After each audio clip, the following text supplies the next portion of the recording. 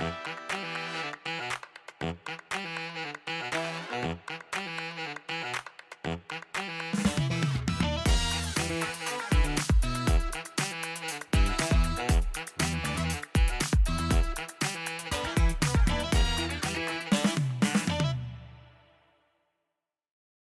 welcome to the Mostly Traverse City podcast. I'm Don Pichet, and I am here with one of the gems and heroes of our region, Kegan Gill. So his story is unbelievable. But what's Kegan? Welcome to the Thanks. Mostly Traverse City Thanks for podcast. having me. What's your connection to Traverse City? Yeah, so I moved to Traverse City when I was about 7 years old. It was actually on my seventh birthday. I remember because Still scarred. I got like three I got like three birthday parties on the way here, visiting Nice. family along the way. And anyways, I grew up out in Acme, uh, hanging out on the Vasa Trail, exploring the woods back in that area, going down to the creek, you know, catching salmon with my bare hands Oh as a little yeah, kid out of the yeah. creek in the fall. Went to Traverse City for school. Traverse Went to City Traverse City Central Central. for high Okay. school. I was involved in sports and everything there. And then when I graduated high school, I went to Northwestern Michigan College to the flight program. Oh, And very so cool. lived here, ended up becoming a flight instructor at NMC, and actually got a job out after college flying for a small business out of the area. So grew up in Traverse City, connected, educated here at NMC, and that flight program is Outstanding. outstanding. I Yeah. mean, it's renowned. Yeah, I mean, Uh, a lot of the big schools, one, you end up paying a lot more, and then you don't really get a whole lot of chance to be on your own and make your own decisions. And something that I really appreciated about NMC was the fact that they kind of let you go out on your own and take cross country aircraft on your own and like just get out and make those decisions, because until you are on your own to make those decisions, you're not going to learn. And a lot of the big universities, they train you very well if you just want to be a first officer at an airline, but I don't think you get nearly as much rope to hang yourself with. yeah, that's one way to look at it. So you got an incredible skill set right here in Traverse City, and then you took off. Yeah. Where'd you go and what'd you do, bro? Yeah, it was an adventure to say the least, but I had a friend, Mark Hall out of Travers. He was also a flight instructor at NMC, and he was applying to go to the Navy as a pilot. He had been prior enlisted in the Air Force as a mechanic, basically, but had interest to go back and fly. And at the time, I thought, there's no way, some community college kids can go fly military aircraft, can we? Like, doesn't your dad have to be an admiral? Don't you have to go to the Naval Academy? Yeah, Like, there's no you way. got to But he have was like, no, pedigree, like right? Yeah. he's like, no, you have a 4-year degree, which is all you need. You don't even need flight experience. And the flight experience also helped make my package and application more robust. But I applied, got in, and then in the fall of 2009, I drove to Newport, Rhode Island to go to military Navy OCS, Officer Candidate School, and went through naval flight training and became an F-18 pilot.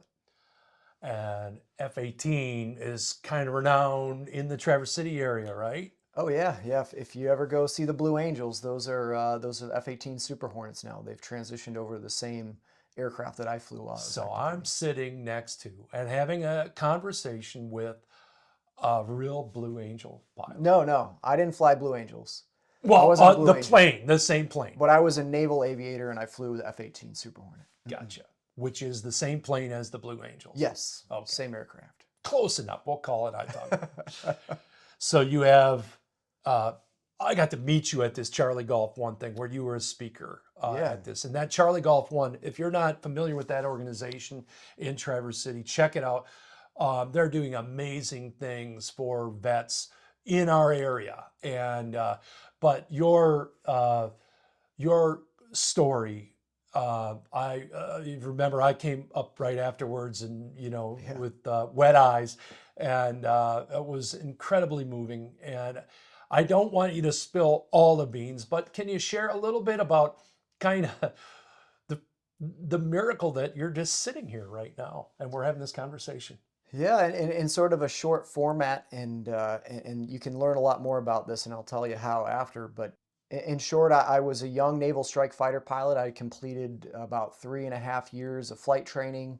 I'd become a wing naval aviator. I had been assigned the F-18 Super Hornet, went through a year of training in that specific airframe. And then I had almost a year in my first fleet squadron as an active Navy F-18 pilot. And on a day in January 2014, almost exactly 11 years now from that date, I went off on a mission that went terribly wrong.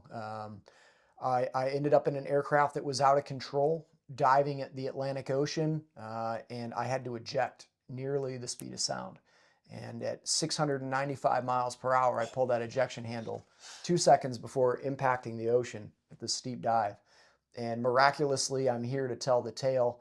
I was well outside the survivable envelope for what you're supposed to be able to endure in an ejection seat, but I was very lucky to tell the tale.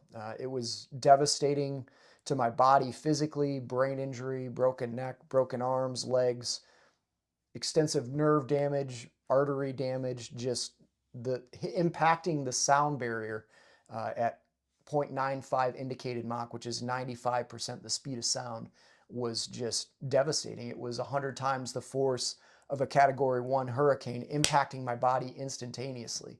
And I was fortunate, despite all the fractures and damage to my body, I survived. And then I spent quite a while in the ocean being pulled around by my parachute that failed to disconnect. Um, but there's a lot more to that. But I eventually got rescued by a Navy H-60 Seahawk helicopter. I was taken to a level 1 trauma center, and that's where they put Humpty Dumpty back together again. I mean, titanium rods and steel plates and fasciotomies and all of these procedures to salvage my extremities and keep me alive. And after 2 weeks in a coma, I came to and had very little recollection. I was very confused between having a very serious brain injury and all the medications that they were giving me for pain management. I was out of it and paralyzed. And when the medical staff came in, they told it to me straight, like, you're never going to walk again. You're never going to use your arms again. Your flying career is over. But there was a little bit of spark that came alive in me that was kind of like, I'm going to prove them wrong. And so it became my mission to overcome this physical inability to even, you know, use my fingers. I couldn't do anything. But little by little, over the next 2 years, with extensive rehabilitation, more surgeries, I was able to overcome prescription drug addiction to a wide array of pharmaceuticals they were giving me for pain management. Uh, but I eventually got back to health and fitness, and I got medical up again, got a stack of medical waivers, and I went back to flying Super Hornets. And It's unbelievable. and that's just the beginning of the story. It gets even Yeah. crazier. Yeah. I've listened to, I think, just about every other second rate podcast, not as good as this one, that talks about your story in depth. I mean, one of them is 3 hours long. I remember it's almost 3 hours long. Yeah, there's some And lengthy your ones. story, it's just, it's deep. It's incredibly deep. It's frustrating in some ways. I can't imagine. I mean, you're just trying to survive, but people were trying to do the best they could without really recognizing the outcomes. And we don't Yeah. really want to go down that trail. But the fact is, not only did you survive, but you got back up to fly again. Mhm. And I don't know that I have heard a story more compelling about the spirit of coming back than yours. And I know that I've never been this close to that person. And and it's right here in Traverse City. You're right here in Traverse City and accessible. Like Yeah. with amazing wife and two amazing young kids and growing up your family here in Traverse City. Um, I just I'm honored to be part of your life or in your life or know you or whatever Likewise. what is going to happen and transpire out of this. But um, what now? What is your game plan now, or what are you looking to do? And Yeah.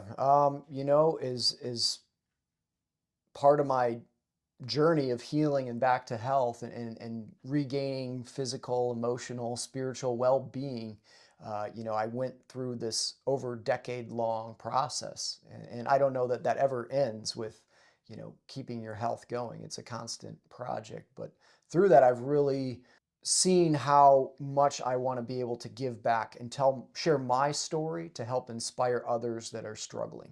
And so one of the things I'm doing now to give back is I wrote a book because I wanted people that are trapped in the same kind of dark place that I was, later, especially dealing with pretty severe mental health consequences of traumatic brain injury and PTSD diagnosis that express themselves later in this journey. I've seen what it was like to be hopeless. I've been the guy who was about to put a pistol in my mouth and become another one of the 22 plus veterans a day committing suicide. And I know what it was like to be in that dark place, and I want to help to try to lift other people up out of that. And to do so, first, I've had a calling to tell my story, to write this book, to share my story on podcasts like this, and then to become part of people's transformation and help, however I can to make more people realize that you don't have to be stuck in this dark corner alone. Whatever your story is, whatever dark path you found yourself on, dealing with addiction, homelessness, all these things that oftentimes accompany dealing with traumatic brain injury and PTSD, or whatever it may be that's dragging you down in life. I want to try to inspire hope in those people, and I want to try to give them very realistic tools and guidance to lift them back up, back into the best version of themselves. Because as we heal, we want to help others heal, as I know with your profession. Yeah. Yeah. I mean, maybe if you're listening to this, I don't know if you can feel me tingle, but it's happening. And I know if you're at least partly alive, you can't help but be inspired by Kegan and his stories. So you got, the book is done.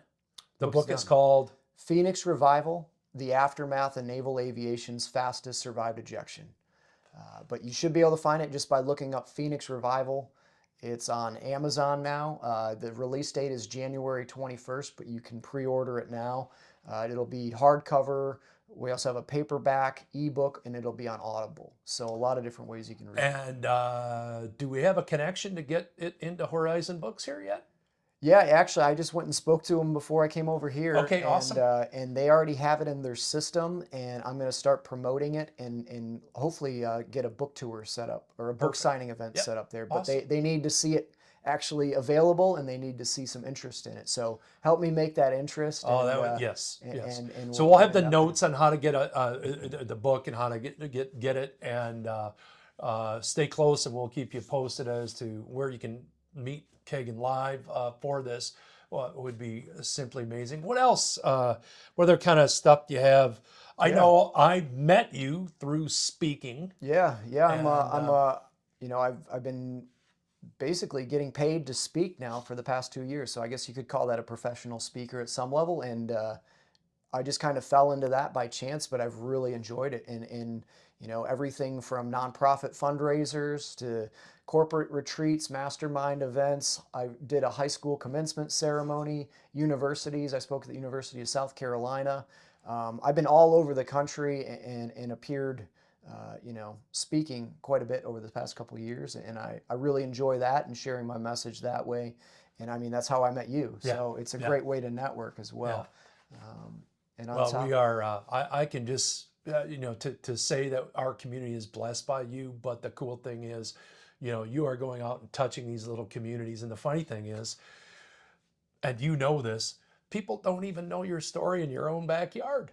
yeah, And I mean, everyone in that Charlie Golf One event was like, "Who is this cat? And how do we not know this guy?" You know what I mean? And that's changing. And but it's not changing because it's changing because you're telling a compelling story of hope, and the world needs a lot of that. oh yeah, We'll leave some notes here in the bio about how you can connect with Kegan. yeah, If you want to, if you want your company to have him as a speaker, come along and hang out. I'm sure that you'll find a way to be able to serve those people. absolutely. Let's talk a little bit more about our community. Somebody just moves to Traverse City. What would you suggest how they connect to this community? How do they participate? What do you say they engage in to try to connect in their space? What Yeah, do you do? some things I love to do in the area. I mean, we have a beautiful access to Mother Nature here. We have the lakes, we have the trail systems in the forest. Some things I absolutely love doing if you want to get involved in a cool community. There's a massive mountain biking community here in Traverse City.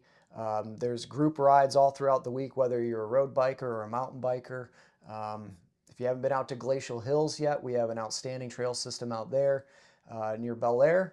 But get involved in the biking community. It's a lot of fun people of all walks of life in the Traverse City area.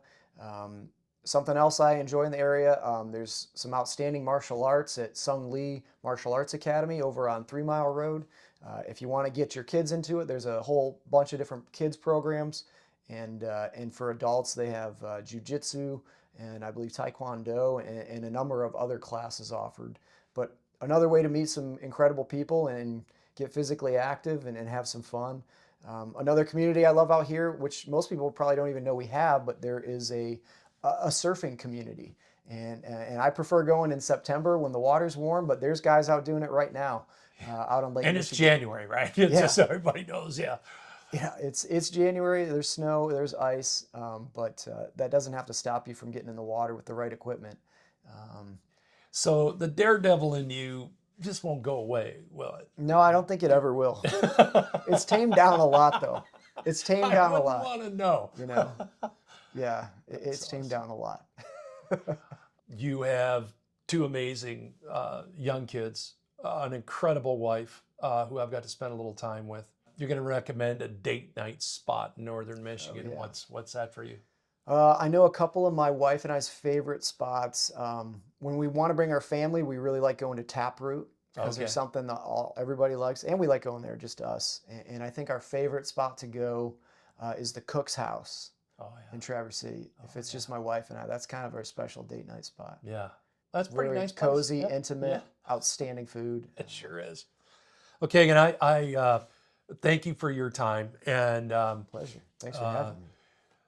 we are so blessed in Traverse City to have Kegan and people like Kegan, and that's the whole purpose of the Mostly Traverse City podcast is get you to know these people, what makes them tick. And I know you well enough now that if you're walking down the streets of Traverse City with your wife and your kids, you're more than happy to introduce and to say hi and get to Yeah. know the people in your community. Yeah, absolutely. And that's what makes this place so special. Do we live in a beautiful place? Absolutely. But what makes it really special is the people that live here. So thanks for being a guest here on the Mostly Traverse City podcast. Thanks for having me, Don. I'm Don Pichet. Thanks for watching the Mostly Traverse City podcast. Thanks.